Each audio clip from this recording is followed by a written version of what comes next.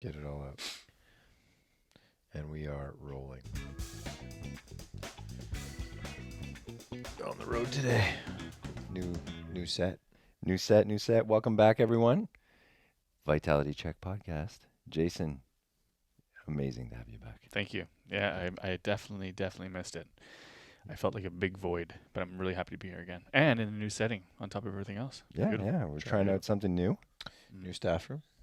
Right. Comfy couch. New things happening at the clinic. New things happening. Things are in motion. Changes happening. It's in the air. It's fall. Changes in the fall. In the air. Yeah. The fall air. Fall air. You don't know what you don't know, Sean. No, you don't. Yeah. Sean has some changes. Sean's been going to have a new office coming up. Nice. We're going to be hard at that for the next couple of weeks, getting it all painted up. And Yep. Now we won't hear Sean's got people a screaming. very specific color scheme he wants. Yeah. Which is Yeah. nice. Fuchsia. Pink Fuchsia. polka dots.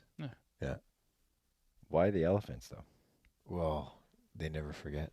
Oh, it's like it's a wisdom thing. Yeah. I get it. Wisdom. Wow. I get it. Yes. The wise. Nice. The wise will get it. So, Jay, vacation was good? Yeah. Keep it's it awesome. short. Keep it short. Keep it short. Yeah. Well, we didn't. Short form. We did a staycation. We stayed in and around the city, which was great. Back and forth from kind of the lake and back into the city, and No, I think that's because great. of that, it was good because it, felt like a good break.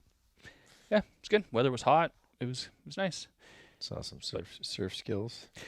They're coming. It's a work in progress. Yeah. It's good. Yeah, it's fun. It's a lot of fun. Epic bales, probably. Well, you're only going 10 miles an hour, so like the falls aren't that bad. Although, if you want to, I should show you that later. I did. good. I just sometimes when we your head when off I the back of the boat. no, it's Someone hit you. The ladder. no. They're throwing rocks at you. You told me to be quick, and look what you're doing. Yeah. No, sometimes when you let go of the rope and you can no longer stay in front of the wave, I'll just sometimes just stand and kind of Sink. let myself sink. But one time I did that, and the board Popped went up and under it, hit and it you. came up and hit me right in the top of the head, and got a nice little cut.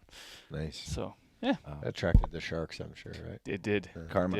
It did. What'd you do? I passed out. I don't remember. Next thing I knew, I was getting a CPR by one of my sons. He's a lifeguard. No, I didn't realize until plays the other one day. on I was like, TV. oh man, I got a little bit of a scab. So no, it's good.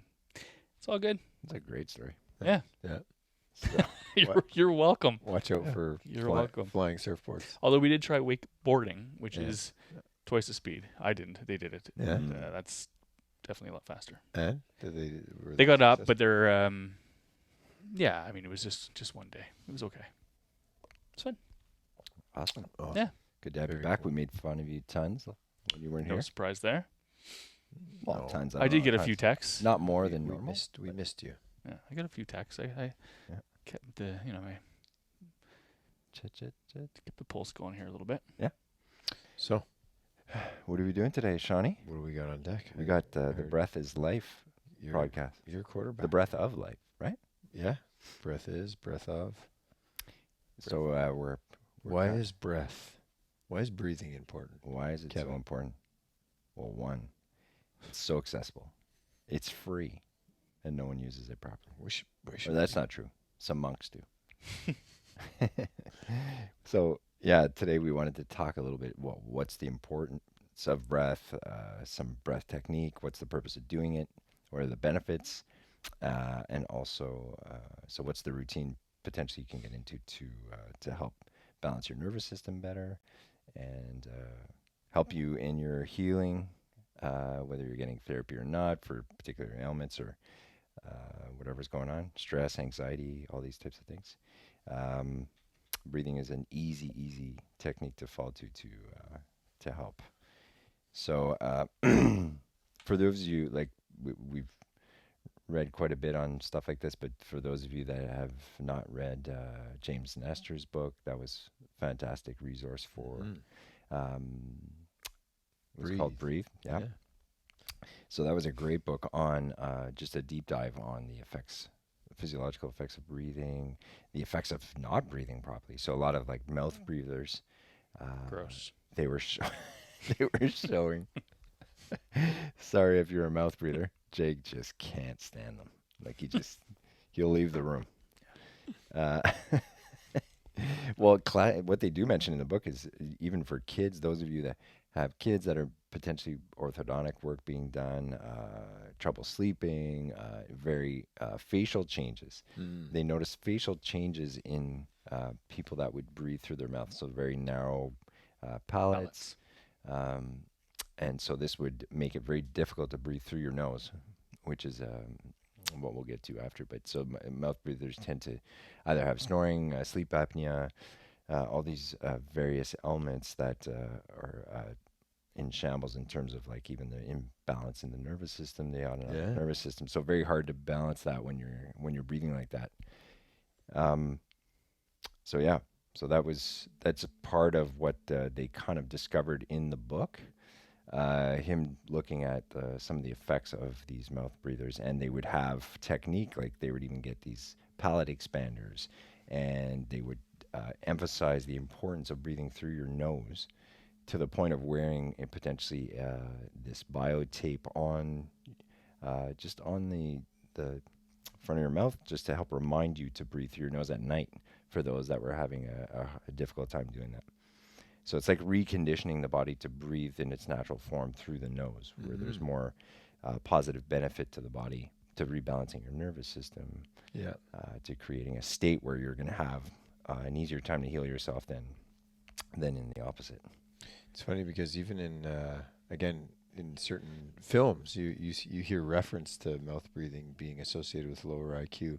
I even remember a scene from the Stranger Things where they're in class and she goes, mouth breathers, where it's again, and when we look at it physiologically over time, right? Any of these things, if you do it consistently over time, it can lead to fatigue, right? We were talking about just the O2 CO2 balance and your ability to oxygenate cells and therefore recover is, associated Directly tied to it. Directly tied to it. So you end up, you end up more fatigued, less recovered.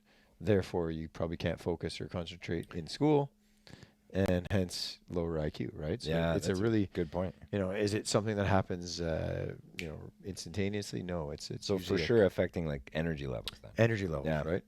Energy levels, just that your ability to regulate. And actually, what happens, the physiological effect of mouth breathing is you're over breathing CO2. Right. Yeah. So you're actually breathing more. Being like air hungry. So you're breathing in, you're breathing more, you're breathing out too much. You're scrubbing the oxygen because the CO2 O2 balance within the cell is affected. And obviously if you're in a job that requires more speaking, you got to be conscious of this, right? So the times that you're not speaking, you actually need to calm down, close your mouth. So it was like teaching the body, like by over breathing like that you have sufficient amount of oxygen, so it's not exchanging the oxygen in the tissues as well. Exactly. So that's why they say like practicing CO2 tolerance. Yeah. Breath holds and things like that would help optimize gas exchange in the body to the brain, to the muscles. So for people who don't know what that is, that's when you take a breath in and then fully exhale and then hold your exhalation for a period of time. Yeah. And try to build your tolerance up so your body and your state is accustomed to that. Being in starvation mode for. Patrick McKeown would talk about it where he'd say to do 5 reps while doing an activity like walking. Mm-hmm. Where you would take, a 4-second inhale, 6-second exhale through your nose. And as you exhale to hold your breath for, let's say, a 5-second hold while you're walking, that seems like long. Mm-hmm. And then go back to your nasal breathing, hold again 5 seconds, do 5 reps of that. Do you do one up to twice a day? One after each other, or is there any reps in between? Or every well, you can do reps in between. You breathe, hold your breath. Okay. Breathe. So you can breathe a few cycles of normal breathing Exactly. before you hold it again. Yeah. Okay. Yeah. So that's actually, you mentioned the name Patrick McKeown. It's McKeown. He's an Irish author and an expert in kind of this breathing mechanics. Yeah. He's been the one that's really pushed the movement for this nasal breathing, and his book is called The Oxygen Advantage. Yep. Which is another really useful resource for understanding mechanics of breathing, the importance of nasal breathing. Now, I mean, aside from that, and it's like the the calming down of the breath too. Right? Yeah. So It's his like a big subtle breath. It's not his a, big thing is like breathe light to breathe right. So That's he right. teaches that you don't want if there's forceful gasps or forceful inhalations, that also is messing your CO2 O2 balance. So he wants you to practice, kind of like short, shallow, rhythmic breathing. He and again, to get there, right, it takes practice. It takes like anything, it takes work and effort, but it's pretty fascinating. So one thing I've mentioned this before when Jay and I were talking about running, I sometimes practice just nasal breathing to practice this system. So I let it become my governor limiter, my rate limiter to how fast I'm going. If I can breathe continuously through my nose Mm-hmm. at a light, I don't know, at a Zone 2 kind of yeah, thing. light zone 2, whatever. It probably mimics a zone 2 kind of type of cardio, where you're breathing in and out through your nose. But it's challenging to do. mm, Well, when you told me that you tried that, Sean, I did try that a few times, and it's very challenging to do that. did you start panicking? I did. Yeah, I had CPR again then actually. No, Nice. no, I did. I did find it challenging for sure. Like you got to keep your heart rate down pretty low. For me, like I found I had never done that before too. So like anything, if you've never tried it before, it's more difficult. And I remember thinking, oh yeah, Sean was saying in the podcast, I'm gonna try that. And certainly, I'm like, wow. Like I did it for I don't know, literally like 8 or 9 like cycles of respiration. I'm like, ooh, I need a couple of mouth ones in there, and then go back to it. So food for thought. Made Couple me mouthies. yeah. Yeah, Well, I and think if I you do didn't need start my run like that. I kind of started like during my run. It was a like a slower run anyway, hmm but it was certainly way more challenging than having the at least the occasional, just the occasional mouth breath under exertion was way easier.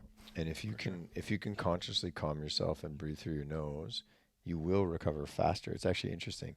So sometimes when I play hockey, it's more anaerobic. So you might initially start nose breathing, but then you're doing some sprints and stuff, and you end up mouth breathing. But when I get on the bench to rest, even though I have to take a few breaths in through my mouth, I'll still start to shift towards the slow Yeah. Mm-hmm. nasal breathing. And my first few ones are like, ooh, I feel like I'm deprived of oxygen, Mm-hmm. but then slowly it transfers over, and then I'm able to recover faster. But yeah, it's just being conscious of your breathing, right? And practicing, but understanding that yes, physiologically this is the way we were designed to breathe, and because of so many things, it could be allergens, toxins, Structural structural issues, deviations, right? dental issues. Dental work, dental issues. Yep. You can, become a mouth breather if you don't have those things checked. Also, from an osteopathic or a chiropractic standpoint, have the cranial bones checked, right? If you're having trouble breathing, figure out if you have any Any, noxious stimuli in your anything environment, affecting the primary respiratory motion of the cord and the brain, right? right? So that would affect a lot of that system as well, right? Mm-hmm. Which could then even again after a treatment or any treatment really. So whether you're getting osteopathic treatment, whether you're getting dental treatment, the fact of breathing properly will help maintain these things by one, balancing the nervous system better, teaching your nervous system to calm itself down, to come back to a more regulated state, then making it where you have a little bit more resiliency to the external stressors that we encounter on a regular basis, right? Mm-hmm. So And breath is so interesting. Breath has been actually in James Nestor's book, Breath. He goes into kind of the history of breath and breathing, and we look the first breath of life, right? From the moment you're born, mhm. you're in an oxygen, the environment you're in utero is airless, right? And you're being provided nutrients, from the mom. But when you kind of emerge into this kind of realm, right? You see it. I mean, I've witnessed it. I have 3 kids. You see that first breath of air. It's pretty spectacular, right? Mm. And and then they talk about the on the other end of the spectrum, right? The last breath, right? So it's pretty powerful. And the ancients, the mystics, the wise, the sages, they've always known how important breath is to life, right? And so And many various forms, right? various forms, right? So Just like, for a different purpose. oh man, like I think they're probably infinite the amount of breath work and Yep. techniques you can do to help spiritually tap in, Yeah. connect with self, regulate yourself, right? We talk about the diaphragm. Like I always say that to center yourself, your diaphragm's kind of in the middle of your body. Uplifting ones like fire breathing. Yeah. So Yeah. excitatory breath work. Like Uh, Wim Hof. yeah. Is an Wim Hof excitatory is breath. excitatory. It's not a calming breath, right? So Yeah. a lot of people that have anxiety, I remember Patrick discussing this, saying that as much as there is a benefit to that technique, Mm. it's like anything. It's like knowing which one is for which purpose. Yeah. You know, because For. a person suffering from anxiety potentially wouldn't benefit from doing a Wim Hof No. type of breathing in the beginning. More calming, meditative, Right. connecting to center versus being, Yeah. like you say, up in their chest and Yeah. sympathetic, excitatory, right? 'Cause, Yeah. Wim Hof. Yeah, it's funny. I recently listened to a podcast with a breath expert, and he is not a fan of the generalized Wim Hof breathing. Mm. He's an apnea, like he's a breath hold and a deep dive, Yes. and he says that doing the Wim Hof stuff with the breath holds actually can cause a lot of surface blackout. Because he says, well, that was the one with Patrick. well, it wasn't. This is another That was guy. another one. Yeah. 'Cause they talked about that. They said about Interesting. deep divers. Yeah. But he says it's a cheap physiological trick, right? He goes, and listen, he's not saying it's not good for everyone, but he said for diving and cold water, it is probably the worst thing you can actually do. They've studied is the Wim Hof excitatory breath work and the breath exhale. He goes, the best thing is actually learning to control like intention and meditation Right. and physiologically expanding and improving your breathing mechanics over time with different breath holds and stuff. He says there are better ways to do Upping it. the CO2 tolerance. Exactly, Yeah. exactly. So, but it was interesting because I've done Wim Hof in the past, and you do get an amazing almost a quick high from it, and Yeah. deep kind of feeling and connection. So yeah, it was just food for thought, right? Yeah. Absolutely. Yeah. Absolutely. What are some of your favorite breathing techniques to do? What do you like doing? Well, for sure, like you say, the Wim Hof one was great just for that feeling of Yeah. like the excitatory feeling. Like it's something to do before, like let's say even activity, like Yeah. stuff like that. I do find, like you were saying, for Patrick's techniques that for the oxygen advantage, the breath retentions I find are interesting because it's almost like when you're doing an activity, like you said, you come back to the bench, and I did the same thing where I try and just go back to breathing through my nose, but even he says, like when you need to breathe through your mouth, Go for it. Like Yeah. you're not gonna Don't make yourself pass out, but to get in the habit of doing that type of breathing to calm yourself down is a great tool to one, educate the nervous system properly and optimize oxygen exchange to the tissues and everything too. So the people with fatigue and a lot of cramping and all these types of things, that'd be a great tool for that. Mm-hmm. So those ones for sure are great. Yeah, I think as far as our listeners go, that's the most important thing might be to say is just at some point you got to do some intentional breathing, because I would feel that most people go through their day and don't really think about breathing at all. Don't even know how to Don't know how to breathe, don't think about it, don't know the importance of it, which is what we're trying to share today, right? So people make that comment in your room like, oh my gosh, like I feel like I haven't taken a big breath all day, right? So I remember when I first started getting into breathing a little bit, and I think, I know Kev, you're into this, and Sean probably more than I am, but even just finding time periods through my day that I just spent time, that I carved out time to do intentional breathing.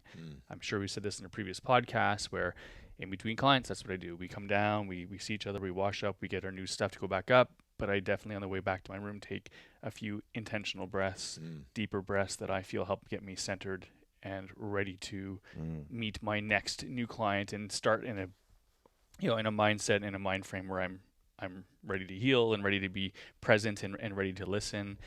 And and oftentimes that's what we talk about. My patients a lot is for stress management and mental stuff is talking to them about the importance of breathing, because the average person doesn't know that it helps regulate the nervous system.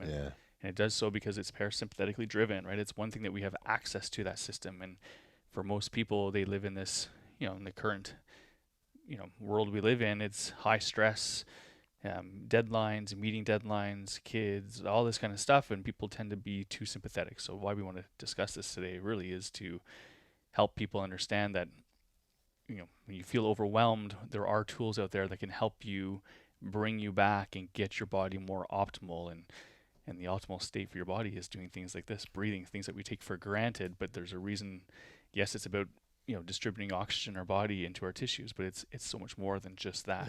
Yeah. Just like Sean, you mentioned the diaphragm and its location and Connection, and centering. it's this, our diaphragm's this huge horizontal kind of structure in our body that's got surrounded by vertical pipes, if you will. Then the intentional breathing and breathing a full excursion of breath is really what helps to pump these fluids and normalize our pressure mechanisms and our hormone balances in our body. So it's so important to do that. So I think it's nice that you guys brought up those books. I think it's great to give people some resources too that they can read and learn more about it and dive as deep as they want to into what they can do to really help themselves. There's again, breath with exercise. So all these techniques, but just exercising, right?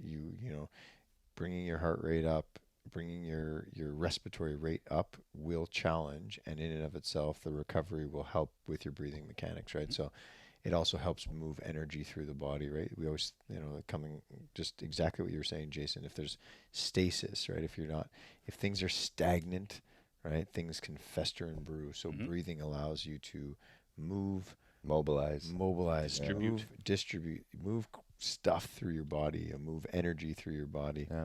Tai Chi, all sorts of Qigong. These movement practices incorporated the breath. Any of the martial arts. Yoga incorporates the breath. Conscious breath work, right? There's so those many. that haven't done that's a great experience of doing breath technique for an hour. So we've done some of these seminars and these courses, but there's a really cool Japanese study that looked at the effects. I think it was like physiological effects of breathing against even like blood pressure lowering medications, and it was like I think it was like 6 deep belly breaths, like an hour. That's it.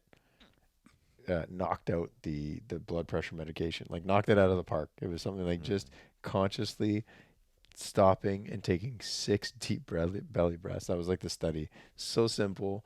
Didn't even compare. It like lowered the blood pressure better than the whatever. I don't know what it was, but That's incredible. That's just like just like 6 conscious deep belly breaths. Breathe in, breathe out, and it wasn't even specified in and out of your nose or in. It was just like 6 of them, any which way. 6. Yeah. 6 once an hour. Like it was like it was a really, really fascinating study. It's a Japanese study, so I don't know if we can find it, but I think it was in a book I read. Breathing. So breath of life. Why is it important?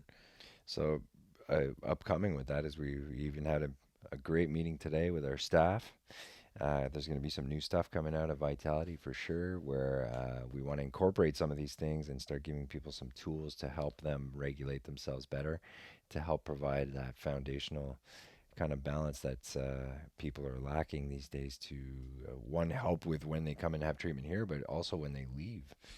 How do you maintain that? How do you help build that resiliency to things, to not constantly break down and make life that much harder? So we're brewing up some ideas of start off with probably a day retreat where we incorporate some of these techniques and some chatting on our part on certain concepts, and hopefully give you guys some great stuff to not only experience but to take away and build some stuff you can use at home.